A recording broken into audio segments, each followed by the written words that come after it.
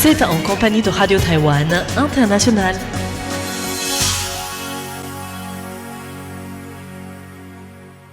Bonjour à tous et bienvenue sur l'antenne française de Radio Taïwan International.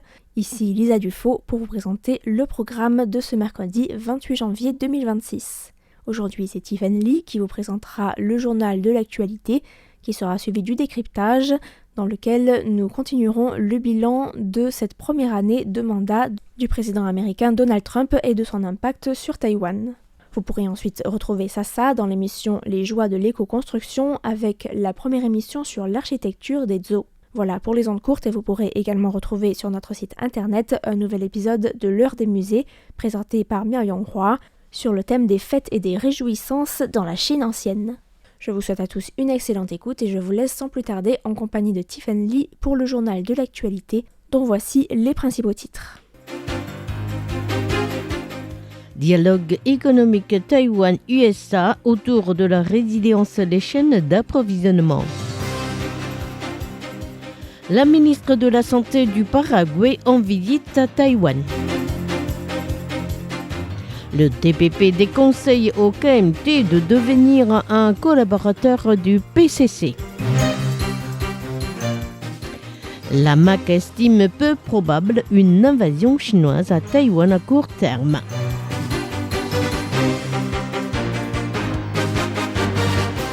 Bonjour à toutes et à tous, bienvenue dans ce journal de l'information présenté par Tiffany Lee. Tout de suite, le développement des principales actualités de ce mercredi 28 janvier 2026.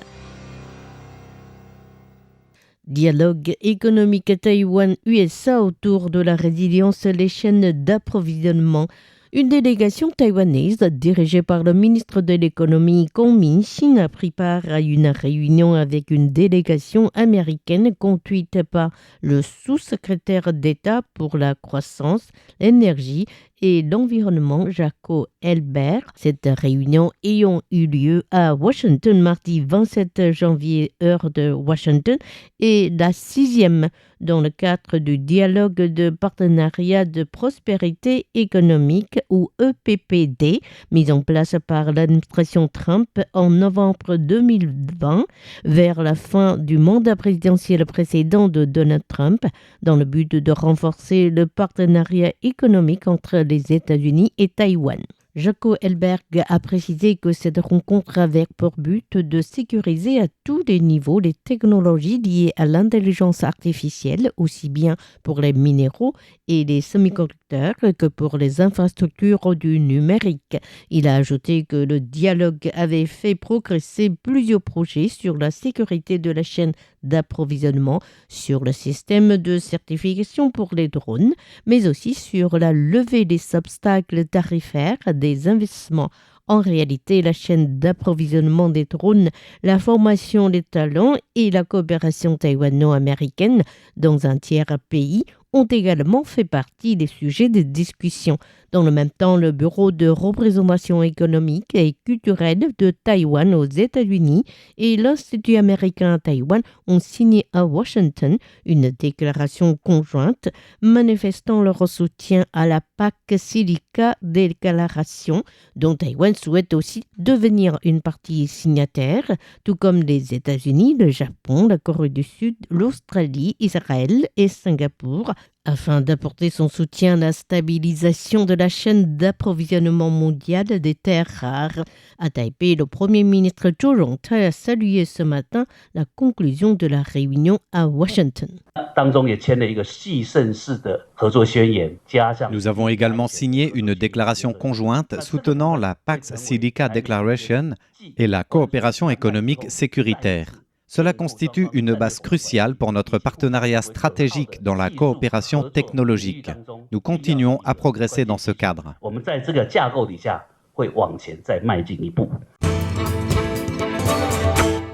La ministre de la Santé du Paraguay en visite à Taïwan. La ministre de la Santé du Paraguay, Maria Teresa Barran, et la directrice du Bureau des relations internationales de son ministère, Adriana Amaria, effectuent une visite à Taïwan du 26 au 30 janvier à l'invitation du ministère des Affaires étrangères de Taïwan.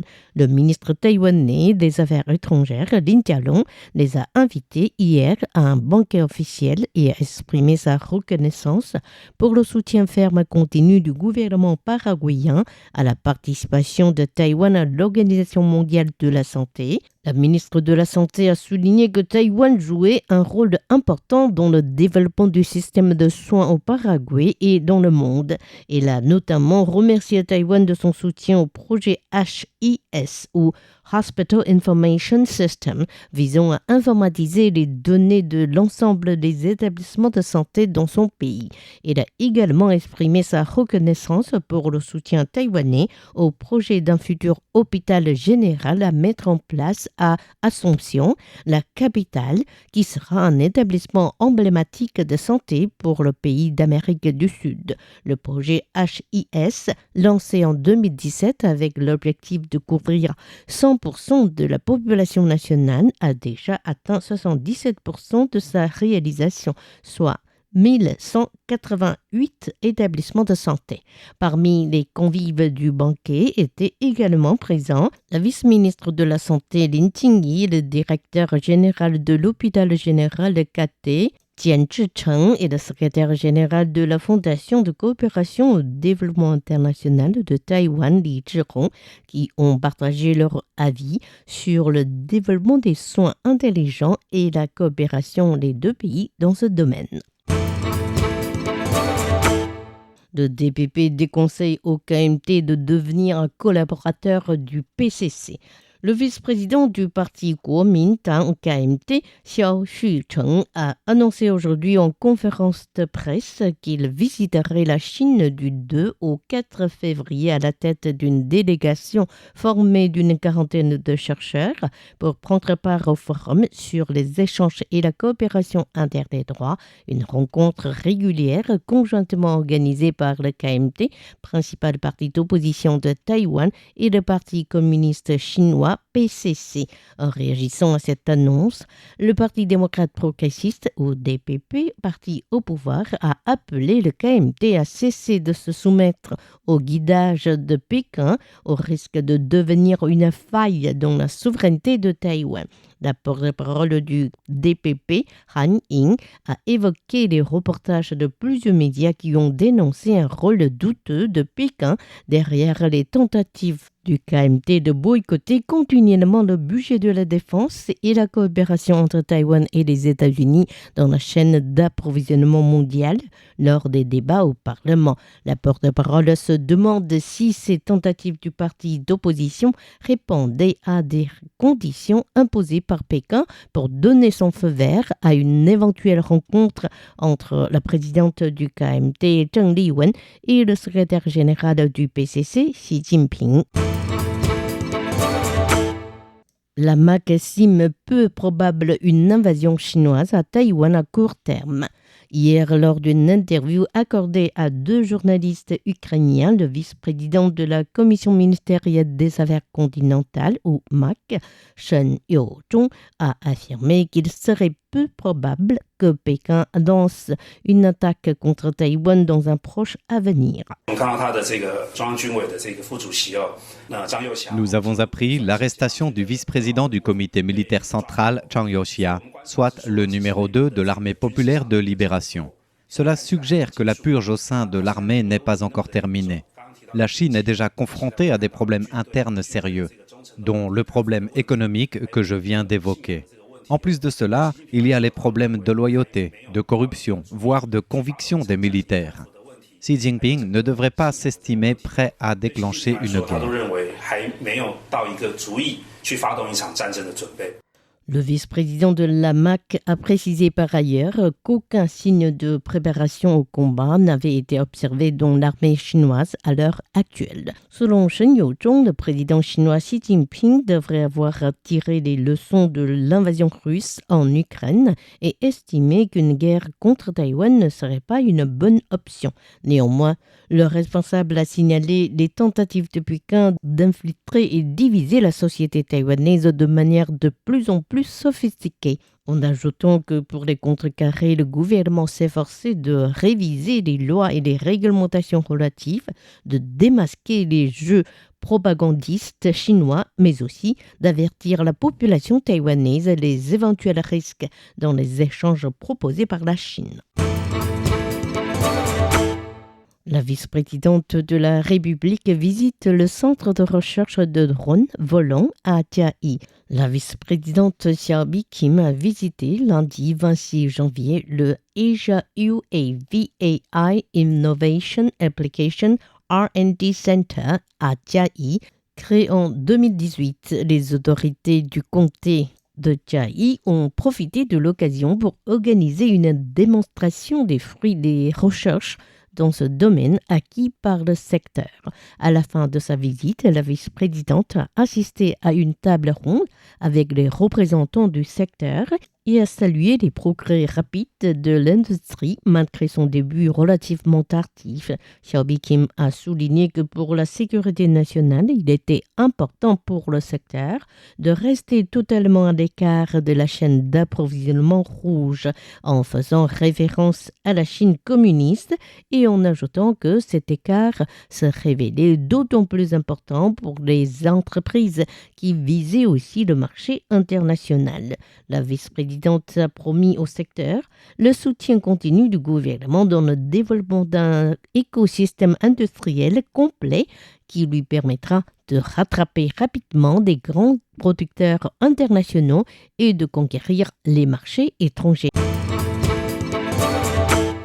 Grippe aviaire, abattage massif dans un élevage à Taichung. L'agence d'inspection pour la santé des animaux et des plantes, rattachée au ministère de l'Agriculture, a confirmé aujourd'hui un abattage massif de poules pondeuses dans une ferme à Taichung suite à la mort de quelques 1600 individus. Les spécialistes de l'agence estiment qu'il s'agirait d'une contamination par la grippe aviaire en attendant les résultats des analyses au laboratoire. Une équipe de spécialistes a été dépêchée sur place pour abattre les 7000 poules restantes de l'élevage et pour désinfecter la zone d'un rayon de 3 km. L'agence a précisé que la ferme en question n'aurait droit à aucun dédommagement pour l'abattage massif, du fait qu'elle n'avait pas signalé la mort massive douteuse de ces animaux. Au contraire, elle aura à payer une amende allant de 50 000 à 5 millions de dollars taïwanais, soit entre 1 330 et 133 000 euros. La Banque centrale lance un vote populaire sur les conceptions des futurs billets. La Banque centrale a révélé mardi, lors d'une conférence de presse, qu'elle préparait depuis le 23 octobre 2025 un projet pour renouveler les billets de banque du pays et a annoncé un vote sur Internet pour décider de l'orientation des designs. Le thème principal des futurs billets de banque est la beauté de Taïwan, sous lequel l'établissement propose au public 12 sous-thèmes, à savoir la population harmonieuse, le développement durable, l'esprit sportif, l'art et l'esthétisme, l'architecture, la créativité et la rénovation, les festivités et folklore, l'artisanat, la vie et l'écologie, la beauté florale, la beauté phonique et enfin les femmes rayonnantes.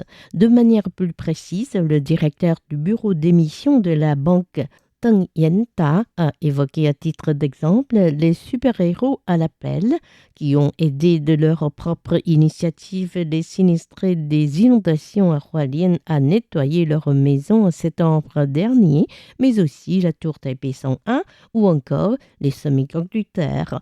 Le directeur a précisé que plusieurs pays avaient déjà organisé les votes de ce genre, tels que la Norvège, qui a proposé les thèmes de phare de mort rues de l'Atlantique ou encore de bateaux vikings.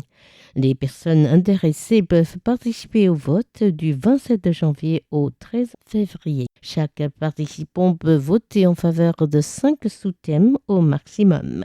Le directeur a toutefois précisé qu'il faudrait patienter environ 2 ans et demi avant la mise en circulation des nouveaux billets. C'était Tiffany qui vous a présenté le journal de ce mercredi 28 janvier 2026. Merci de votre fidélité et excellente suite de programmes sur RTI. À bientôt.